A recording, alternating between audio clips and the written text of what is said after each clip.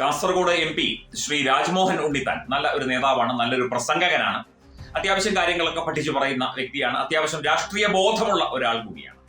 പണ്ട് രാഷ്ട്രീയ സ്വയംസേവക സംഘത്തെയും അമിത്ഷായും ഒക്കെ അദ്ദേഹം വളരെ കാര്യമായി പുകഴ്ത്തി, അതായത് അവരെ അംഗീകരിച്ചുകൊണ്ട് സംസാരിച്ചത് സമൂഹ മാധ്യമങ്ങളിലൂടെ കണ്ടിരുന്നു. അത് വൈറലാവുകയും ചെയ്തു.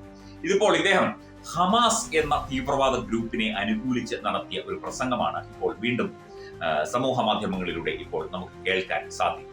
അതായത് ഈ പഹൽഗാം ആക്രമണത്തിന്റെ പശ്ചാത്തലത്തിൽ ഇവിടെ ഇന്ത്യയിൽ ഹമാസിന്റെ സാന്നിധ്യം കൃത്യമായി ആഗോള ഏജൻസികളടക്കം സംശയിക്കുന്ന സാഹചര്യത്തിലാണ് ഇപ്പോൾ രാജ്മോഹൻ ഉണ്ണിത്താന്റെ ഈ പ്രസംഗം വൈറലായിക്കൊണ്ടിരിക്കുന്നത്. ഒപ്പം തന്നെ കോൺഗ്രസിന്റെ ട്വീറ്റുകളും മറ്റു കാര്യങ്ങളും ഒക്കെ പാകിസ്ഥാൻ മാധ്യമങ്ങൾ എടുത്തിട്ട് അലക്കുകയാണ്.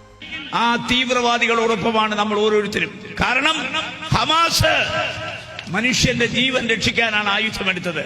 ഹമാസ് ഒരു രാജ്യം അന്യാധീനപ്പെടുത്താൻ ശ്രമിച്ച ആളുകളെ ഓട്ടിക്കാനാണ് ആയുധമെടുത്തത്. അങ്ങനെ ആയുധം എടുക്കേണ്ടി വന്നു, എടുപ്പിച്ചു എന്ന് വേണം പറയാൻ.